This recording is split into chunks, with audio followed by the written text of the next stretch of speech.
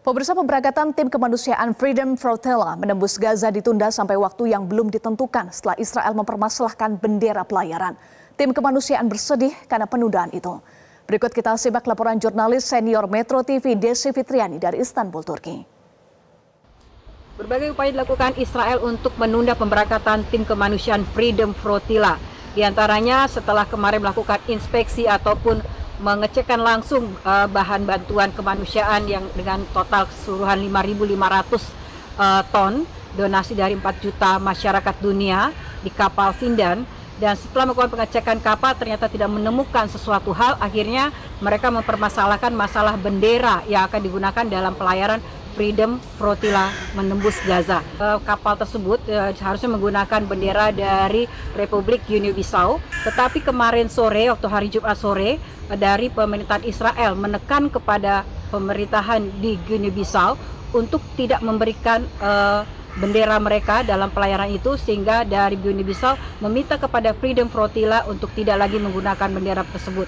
Untuk pengurusan dari bendera dalam pelayaran internasional memang harus diwajibkan, itu membutuhkan waktu 10 hingga 15 hari hingga pihak dari tim koordinasi dari tim kemanusiaan Freedom Flotilla menunda pemberangkatan hingga dalam waktu yang tidak ditentukan, sehingga permasalahan bendera atau permasalahan otoritas pelayaran bisa diselesaikan.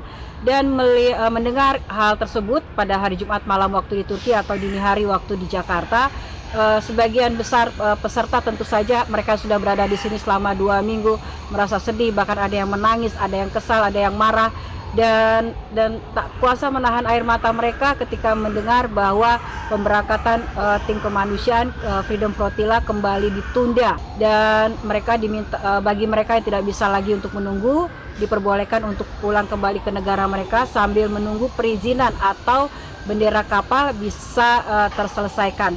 Juga dengan tim kemanusiaan Indonesia, mereka juga direncanakan akan kembali minggu depan setelah selesai dengan segala persiapan di sini untuk kembali ke tanah air, karena memang tidak mudah untuk lama menunggu, selain karena visa yang tidak memadai, juga dengan kondisi karena prepare hanya sekitar 1 minggu.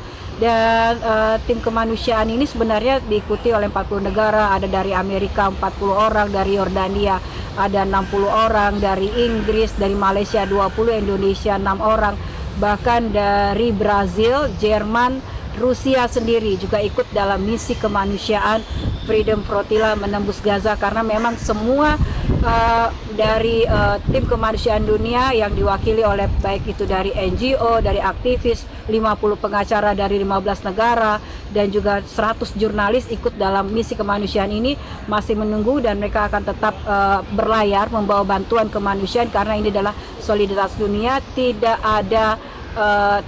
ada senjata, hanya membawa makanan dan meminta untuk Israel membuka blokade Gaza dan membuat perdamaian kembali di Gaza. Dari Istanbul, Turki, Desi Fitriani melaporkan. Jelajahi cara baru mendapatkan informasi. Download Metro TV Extend sekarang.